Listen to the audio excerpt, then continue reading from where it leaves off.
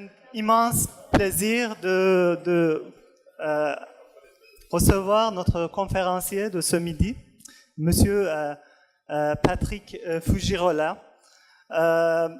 Patrick, c'est un collaborateur d'un de mes projets sur l'accessibilité des villes. Donc, Dr Fujirola était pendant longtemps directeur de l'Institut de réadaptation à Québec. Il est fondateur du Centre de recherche en réadaptation et intégration sociale et professeur associé au département de réadaptation de l'Université Laval. Et son expertise est en anthropologie. Donc, aujourd'hui, il va parler sur la question d'accessibilité de nos villes et l'application de notre expertise géomaticienne dans un projet multidisciplinaire où on essaie d'adapter nos connaissances de l'environnement de ville et les technologies géomatiques qui peuvent venir assister des personnes avec mobilité réduite dans leur déplacement et évidemment dans une perspective plus large à leur intégration sociale. Donc sur ça, j'invite Patrick pour commencer ta présentation. Merci. Merci Mia. Alors bonjour à toutes et tous. Alors ça me fait très plaisir d'être avec vous et pour vous parler de l'accès environnemental pour les personnes vivant des situations de handicap. Alors je suis aussi président du réseau international sur le processus de production du handicap, dont la mission est de favoriser une réponse plus adéquate aux besoins des personnes qui vivent des incapacités par la promotion, l'application et le développement du modèle que je vais vous présenter aujourd'hui, le modèle de développement humain et du processus de production du handicap, qui est un modèle qui est adopté au Québec à la fois dans le champ du handicap et de la réadaptation. Alors les objectifs de notre organisation, c'est d'abord la recherche, le soutien au développement des connaissances. Nous sommes un organisme de formation qui diffuse donc un ensemble de connaissances sur la question du handicap. On s'inscrit aussi au sein du mouvement de défense des droits des personnes handicapées. Alors, la population qui a des incapacités adultes, c'est 33%, et de plus de 85 ans, il faut prendre conscience qu'après 85 ans, c'est exponentiel. Il y a 84% des personnes qui vivent avec des incapacités. Et quand on parle d'incapacités modérées et sévères qui limitent de façon très importante les gens dans leur fonctionnalité, pour les adultes, c'est 10%, mais pour les personnes âgées, c'est 60%. Donc c'est une transformation des caractéristiques fonctionnelles de la population. Si on regarde un petit peu plus précisément, c'est une augmentation très importante avec le vieillissement de la population des personnes qui ont des problèmes d'audition. De mobilité, on passe de 30% des incapacités pour les personnes adultes à 60% pour les personnes de 65 ans et plus. Mobilité, agilité, c'est tout ce qui concerne la motricité, donc qui va être impliqué de façon importante dans la mobilité, dans les déplacements. La mémoire aussi est très 20% chez les personnes de 65 ans et plus. Et il faut toujours avoir une perspective.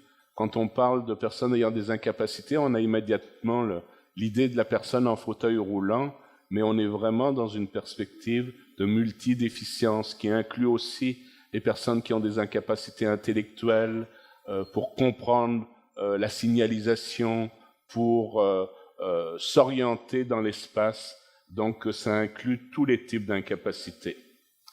Alors si on projette, là j'ai pris des données pour la ville de Québec avec lesquelles nous collaborons, on voit là qu'en 2006, les projections sont très impressionnantes. On va passer avec de 2006 à 2031, avec une augmentation de 15% à 29% de la population qui va être âgée. Et pour les plus de 75 ans, 15% de la population va avoir plus de 75 ans. C'est important de comprendre que ça va transformer complètement les besoins au niveau de nos villes, de l'accessibilité urbaine. Donc, ce qu'il faut vraiment comprendre, c'est que la réalité des incapacités, c'est pas comme on pense une petite minorité.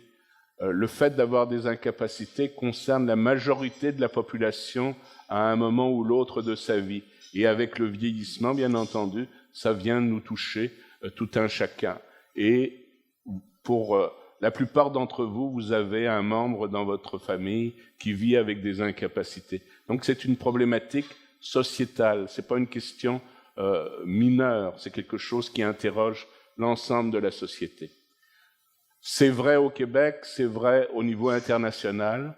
Ça a amené l'adoption d'une convention relative aux droits des personnes handicapées par les Nations Unies en 2006, qui est une convention qui a été adoptée par le Canada et le Québec et qui est juridiquement contraignante, c'est-à-dire qui oblige à être mise en œuvre avec des rapports périodiques aux Nations Unies. Il y a 3 grands principes au cœur de cette convention internationale.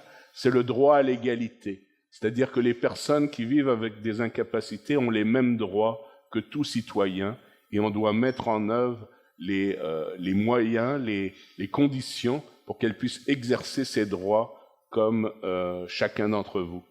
L'accessibilité est un principe central qui est expliqué et qui traverse la Convention, et la notion de participation sociale. Les personnes handicapées ont été historiquement isolées et exclues socialement, et l'exercice des droits, ça veut dire pouvoir aller à l'école, c'est aller travailler, c'est voir à la réalisation donc de sa vie comme tout un chacun. Donc c'est la participation sociale dans tous les secteurs d'activité. D'autres valeurs qui sont importantes, c'est la liberté de choix pour la personne. Donc c'est à elle d'être autonome et à choisir ce qu'elle veut réaliser dans sa vie. Le principe de non-discrimination, le fait d'avoir un handicap ou d'utiliser tout moyen pour pallier un handicap est considéré comme un motif de discrimination dans la Charte des droits et libertés de la personne. Donc le fait de créer une situation de non-exercice des droits est un motif de discrimination. La responsabilité des acteurs sociaux. Souvent, quand on pense au handicap, on pense que c'est un problème de santé, de services sociaux. Mais en fait, ça concerne tous les acteurs de la collectivité. Donc, chacun d'entre nous, on est responsable en fonction des champs de responsabilité que nous avons dans notre travail, en tant que citoyen, mais en tant aussi que professionnel, de s'assurer qu'on ne crée pas de situation de discrimination. Le respect de l'autonomie des personnes, donc que les personnes puissent autogérer leur vie. Le fait d'avoir des incapacités ne détermine pas les possibilités des personnes, parce que, comme je vais vous l'expliquer, c'est une question de relation avec l'environnement. Les personnes handicapées, donc on entend les personnes qui présentent des incapacités physiques, mentales, intellectuelles, sensorielles, qui sont durables dans le temps et dont l'interaction avec diverses barrières peut faire obstacle à leur pleine et effective participation à la société sur la base de l'égalité avec les autres. Donc, l'ONU et les définitions qui sont adoptées aussi au Québec définissent le handicap comme quelque chose qui est une relation entre les personnes et leur environnement. Et c'est le point central qui est démontré dans le modèle de développement humain et de processus de production du handicap. Donc, pour bien comprendre le handicap, il faut regarder un modèle systémique qui met en relation les facteurs humains, les facteurs personnels. Alors, toute personne vit dans un contexte, donc avec un contexte qui est ici identifié comme les facteurs environnementaux, et les possibilités de réalisation de nos activités quotidiennes pour aller travailler, pour s'éduquer, pour élever notre famille, sont le résultat de cette relation interactive entre nos facteurs personnels et les facteurs environnementaux pour la réalisation de ce que j'appelle les habitudes de vie. Donc le premier concept qui est très important, c'est celui de l'interaction. On est dans un modèle systémique où la relation facteur humain, facteur personnel et ce que l'on fait, ce que l'on réalise, est quelque chose qui est continuellement dans une relation systémique de transformation.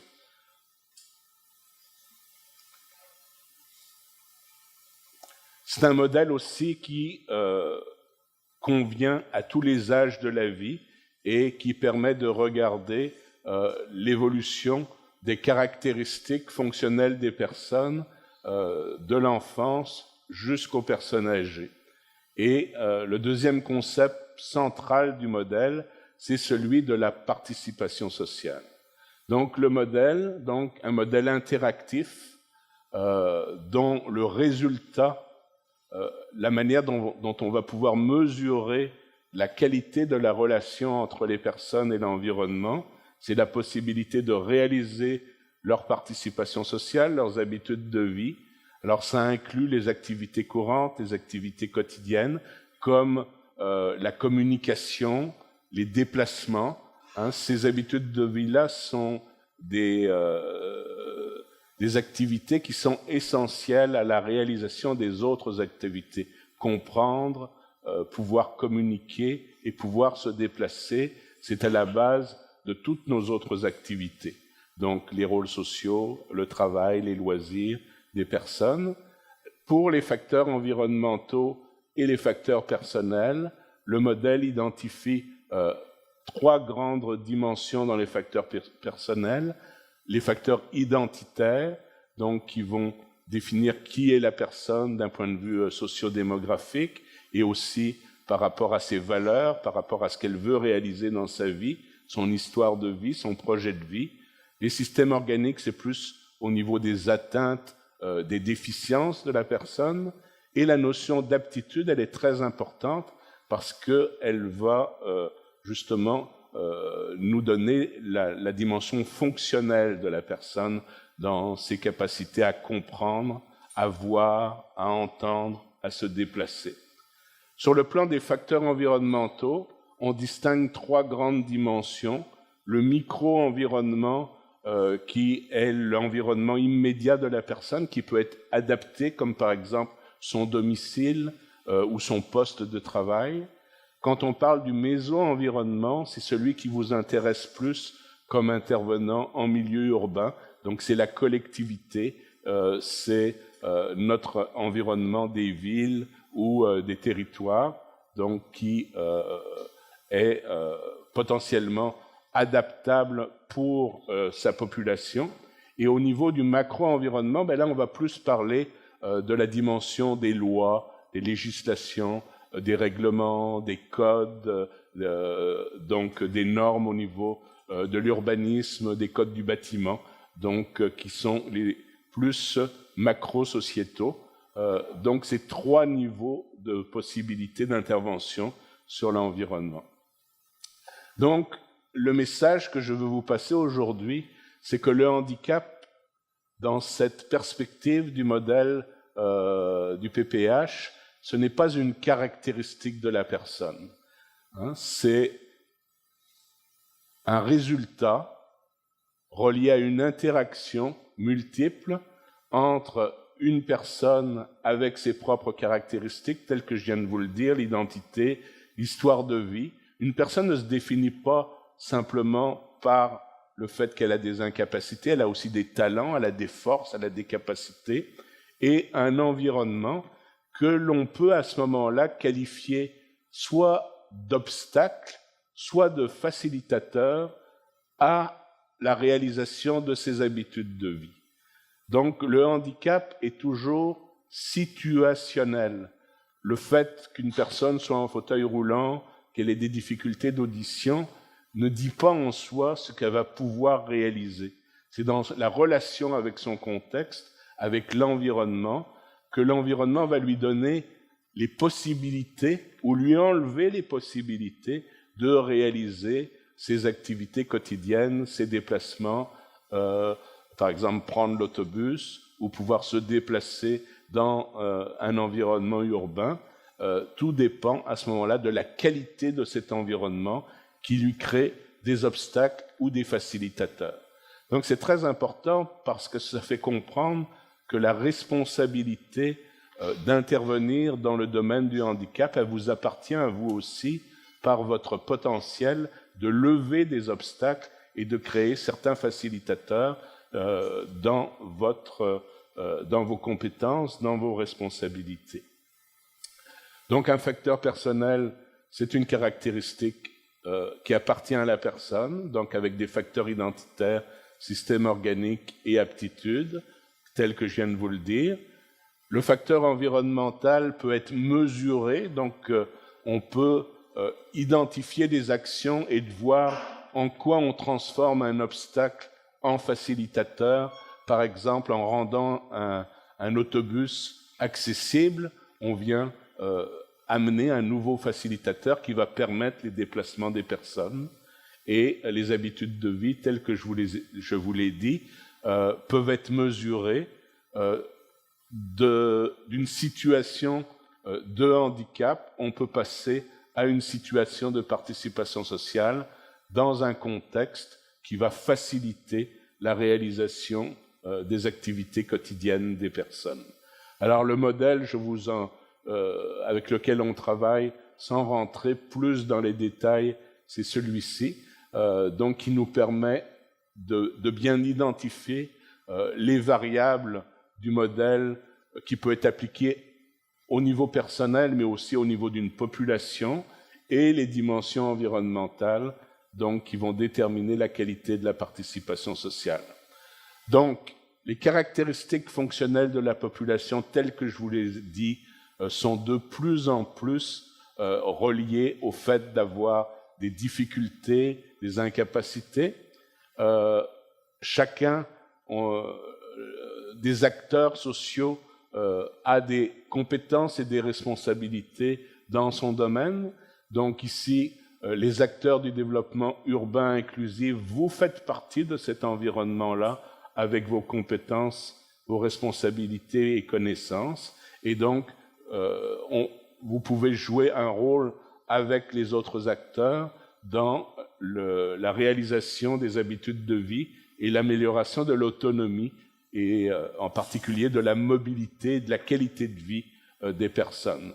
Donc c'est une question que je vous adresse, c'est quels sont les facteurs environnementaux sur lesquels vous intervenez dans le cadre de votre travail en géomatique et de réfléchir en quoi elles peuvent constituer des obstacles ou des facilitateurs pour les personnes ayant des incapacités.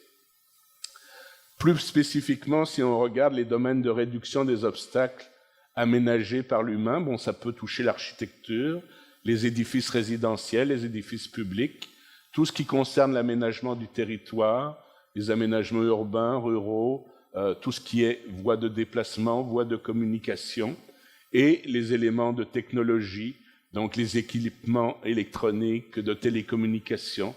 Donc la géomatique, par exemple, avec les systèmes d'information géographique, est un outil de communication qui a des caractéristiques pour lesquelles vous pouvez vous poser la question de l'accessibilité universelle à ces cartographies, à ces outils d'information géographique. Alors, je voudrais vous entretenir un petit peu de cette notion centrale qui est la notion d'accès. Alors, le fait de pouvoir accéder à l'environnement, de pouvoir avoir des possibilités. On parle par exemple théoriquement de l'affordance, donc c'est notre environnement qui, en interaction avec nos capacités, nous permet de réaliser nos activités. Elle a un rôle central, cette définition, dans la Convention. Au Québec, on parle de la politique québécoise à part entière pour l'intégration sociale des personnes handicapées et qui a également l'accès et l'accessibilité comme un principe fondamental. C'est une obligation législative pour l'ensemble des ministères, des organismes publics et des villes de plus de 15 000 habitants d'avoir un plan d'action pour la réduction des obstacles à la participation sociale des personnes ayant des incapacités. Donc, chaque ville a cette obligation-là et c'est l'Office des personnes handicapées qui assure la révision et le suivi de ces plans, donc, qui vont toucher tous les aspects du développement urbain. Donc, l'accessibilité universelle, c'est de donner accès aux citoyens d'un territoire, accès aux lieux, aux services, aux programmes et à l'information, et sans discrimination ni privilège. C'est important, cette notion-là, de ne pas créer des privilèges. On a souvent tendance, quand on va penser au handicap, de donner des accès prioritaires. Ce n'est pas ça qu'on demande. C'est un accès égalitaire en fonction de la fonctionnalité des personnes, donc en toute équité. Maintenant, une notion qui est très importante, c'est la conception universelle. En général, on pense toujours à adapter notre environnement, mais on peut le concevoir à la base sans obstacle. Donc la conception universelle, c'est de concevoir des produits, des équipements, des programmes et des services qui peuvent être utilisés par tous, pas simplement par les personnes qui ont des incapacités, et sans nécessiter ni adaptation ni conception spéciale. Donc, par exemple, la conception d'un environnement urbain, de voies de déplacement, de trottoirs, d'autobus, toutes nos infrastructures, à la base, dans une perspective de conception universelle, est économiquement beaucoup plus rentable que de venir adapter après coup des équipements ou des infrastructures qui ont créé des obstacles. Et la conception universelle, ça n'exclut pas le fait d'utiliser des aides techniques, un fauteuil roulant ou, par exemple, la langue des signes ou le braille, qui sont des techniques particulières pour des catégories de personnes handicapées, mais c'est vraiment d'avoir une conception universelle adaptable à tous. Alors, si on réfléchit à opérationnaliser le concept d'accès, c'est de comprendre que ce n'est pas simplement l'accessibilité physique, c'est l'accès aux services, l'accès aux technologies et aux biens de communication, la transformation de nos attitudes aussi et de nos représentations par rapport à la question du handicap, donc développer nos connaissances, développer nos compétences en comprenant la réalité de l'ensemble de la population, incluant celles qui ont des incapacités. Et c'est l'adaptation et la conception de l'environnement construit, donc ce qu'on appelle plus d'habitude l'accessibilité. Les dimensions de la qualité d'accès, puis je pense que c'est important en géomatique, par exemple, si vous pensez avec vos systèmes d'information géographique, et pour qualifier un territoire par rapport à la présence d'infrastructures accessibles, c'est des éléments qui peuvent être intégrés dans des systèmes d'information, donc de l'information sur la disponibilité, sur l'accessibilité, l'acceptabilité, l'abordabilité, l'utilisabilité et l'adaptabilité. Quand on parle d'indicateurs de disponibilité, c'est est-ce que l'infrastructure, le service est disponible? Est-ce qu'il y a des espaces de stationnement adaptés? Est-ce qu'on a des services, par exemple, ouverts de telle heure à telle heure, est-ce qu'ils sont localisés à quel endroit donc dans notre espace géographique. Des indicateurs d'accessibilité, donc la localisation, les distances qui peuvent rendre accessibles ces lieux, le temps de déplacement, les modes de déplacement et bien entendu les normes qui régissent le produit ou le service ou l'environnement, par exemple comme un code du bâtiment ou des codes au niveau de l'urbanisme. L'acceptabilité maintenant fait référence plus aux valeurs et aux croyances. Souvent on a tendance, juste vous donner un exemple un petit peu caricatural, on va rendre accessible un restaurant, mais pour pouvoir vraiment y accéder, on passe par les cuisines. Donc, c'est une atteinte à la dignité des personnes de ne pas pouvoir avoir accès par les mêmes lieux que n'importe qui et de toujours devoir avoir recours à des services spéciaux, par exemple. C'est aussi relié justement aux connaissances et aux compétences. C'est pas la faute de personne de ne pas connaître ces choses-là, elles sont peu enseignées, donc c'est important aussi d'accroître la compétence au niveau des architectes, au niveau des urbanistes, au niveau des concepteurs de notre environnement, pour comprendre, avoir une meilleure compréhension des caractéristiques et des besoins des populations qui ont des différences fonctionnelles, par exemple. La dimension de l'abordabilité, bien entendu, c'est le coût du produit, du service, du bien. Et les notions d'utilisabilité et d'adaptabilité, c'est-à-dire que ça, c'est plus le point de vue subjectif des utilisateurs. Est-ce que la transformation qu'on a faite dans notre environnement est utilisée par les personnes? Quel est leur degré de satisfaction? Est-ce que c'est efficace pour qu'ils puissent réaliser leurs activités quotidiennes? L'adaptabilité, c'est par exemple de concevoir un bâtiment pour qu'il puisse être adaptable ou un logement selon les caractéristiques des personnes, et ça va jusqu'à la notion d'accommodement raisonnable. Donc avec une nomenclature comme celle-là, on peut avoir une grille d'évaluation de l'accès avec toutes les dimensions que je viens de vous présenter. Dans les plans d'action des villes, qu'est-ce qu'on entend par une ville inclusive? Donc, pour tendre vers une ville inclusive, il faut agir sur les préjugés, sur la discrimination, et donc sensibiliser le personnel qui est responsable des planifications et de l'aménagement du territoire, sensibiliser les promoteurs immobiliers, les architectes, les entreprises de construction et les géomaticiens. Favoriser les principes d'accessibilité universelle, donc aux besoins des personnes handicapées, et concevoir des lois, des politiques qui visent à être sans obstacle. Il y a la notion de clause d'impact.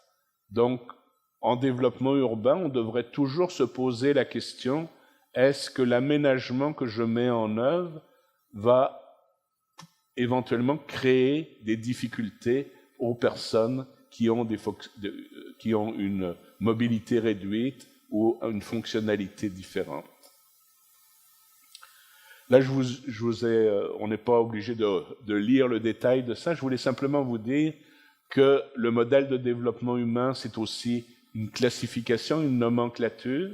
Dans les projets que nous réalisons avec le projet MobileSig, donc, dont Mir Mostafavi a parlé tout à l'heure, nous amène à développer des ontologies de la mobilité, donc d'avoir l'ensemble des caractéristiques sociales et physiques qui permettent de décrire avec des descripteurs la mobilité, par exemple au niveau d'un stationnement, avec tous les éléments qui doivent être pris en compte au niveau de l'espace, de la signalisation, des équipements. Donc, simplement un exemple que je vous donne, mais qui montre que le cadre conceptuel va à un niveau très opérationnel qui nous permet de définir des ontologies. Donc, s'engager vers des villes inclusives, c'est un projet collectif de développement social. L'inclusion en tant que telle, c'est pas quelque chose qui est accessible facilement. C'est un projet collectif. Ça veut dire de prendre en compte les caractéristiques des citoyens qui vivent en fait des discriminations et une exclusion qui est due au fait que notre conception de la normalité est plus reliée à la majorité de la population et inclut pas les personnes qui ont des caractéristiques fonctionnelles différentes. Et ça, c'est très, très important parce que la représentation de cette normalité réduite qui est utilisée par les acteurs de l'urbanisme, elle vient finalement teinter le développement et la conception de nos bâtiments, de nos infrastructures, de nos voies de circulation, de nos modes de communication, et en fait, elle exclut une partie de la population. Donc il faut renverser ce processus d'exclusion qui est rencontré par les personnes qui ont des incapacités, et on peut penser avec ce que je vous ai présenté au début, avec l'augmentation de la prévalence des personnes qui ont des capacités différentes, que c'est un enjeu primordial du XXIe siècle dans la conception de l'aménagement du territoire et du développement urbain inclusif.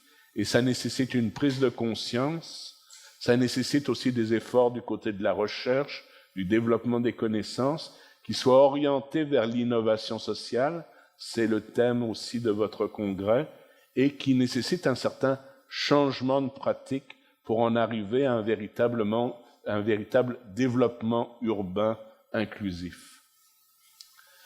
Donc, en conclusion, transformer nos environnements, ça veut dire les rendre plus facilitants à la participation sociale des personnes ayant des incapacités de tous âges.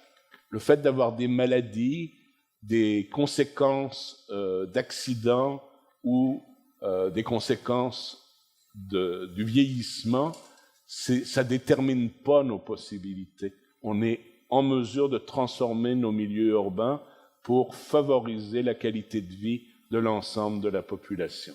Et c'est une responsabilité qui est partagée par tous les acteurs du développement inclusif. Alors voilà ce que je voulais vous dire.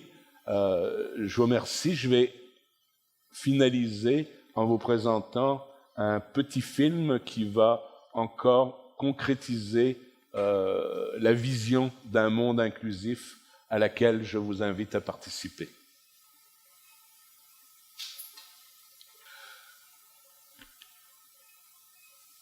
Je ne sais pas si on...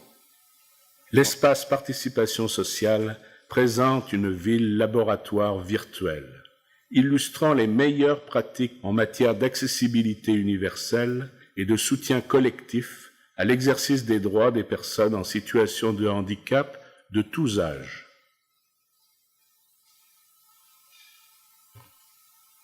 Par le biais d'une maquette virtuelle tridimensionnelle dans laquelle le visiteur pourra circuler et interagir, l'espace participation sociale proposera des solutions concrètes aux citoyens, aux familles, aux entrepreneurs, aux professionnels et au gouvernement, afin de leur permettre de contribuer au développement d'une société inclusive pour l'ensemble de la population. Chaque jour, les personnes ayant des incapacités visuelles éprouvent des difficultés à accéder à l'information, à s'orienter et à se déplacer dans les milieux urbains. Des mesures concrètes peuvent toutefois être mises en place afin d'éliminer les obstacles présents. Au cours des prochaines minutes, vous suivrez Jean-Michel alors qu'il réalise ses activités quotidiennes dans le quartier Petit-Champlain. Pour chacun des obstacles qu'il rencontrera, des solutions seront suggérées par le biais de séquences virtuelles.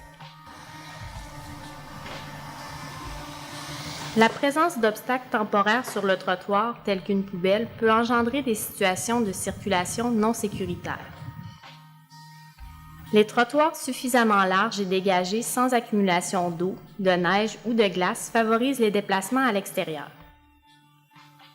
Une signalisation difficilement repérable et une marche restreignant l'accès aux personnes à mobilité réduite rendent l'utilisation de ces toilettes complexes, voire impossible. Des indications simples, claires et précises guident les déplacements vers les attractions et infrastructures publiques accessibles.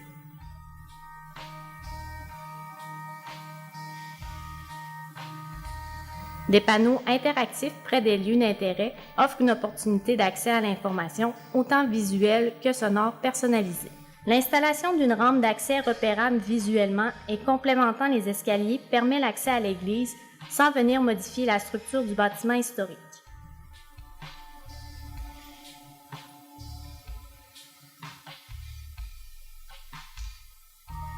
De nombreux obstacles se dressent sur le passage des personnes ayant des incapacités motrices souhaitant accéder au milieu urbain. Les changements de niveau, les surfaces au sol, les dimensions restreintes des espaces constituent des défis majeurs pour un grand nombre de citoyens. Suivons Reynald alors qu'il se déplace dans le quartier Saint-Roch, une destination commerciale, culturelle et sociale. La lisibilité des caractères et l'association entre un plan imagé et sa description permet de mieux comprendre l'information sur le menu. La navigation de type cliquable permettra aux utilisateurs d'accéder aux meilleures pratiques en matière de conception et d'accessibilité universelle. La largeur de la porte et la présence du bouton poussoir facilitent l'accès aux établissements. Le drainage et le déneigement des rues et trottoirs s'avèrent cruciaux pour accéder aux infrastructures piétonnières.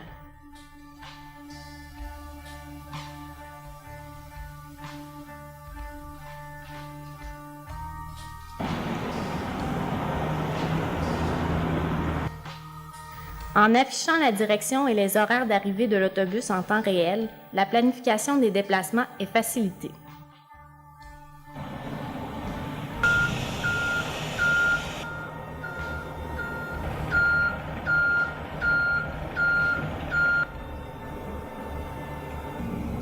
L'espace participation sociale constituera un moteur unique d'innovation, de transfert des connaissances, de réseautage et de collaboration entre les différents acteurs concernés par les champs du handicap et de la conception d'environnements accessibles pour tous. Grâce au partenariat des secteurs publics, privés, communautaires et de la recherche, l'espace participation sociale fera la différence. Votre soutien et engagement au déploiement de l'espace participation sociale sera la démonstration fantastique que visualiser l'utopie inclusive, c'est déjà collectivement tendre vers sa réalisation.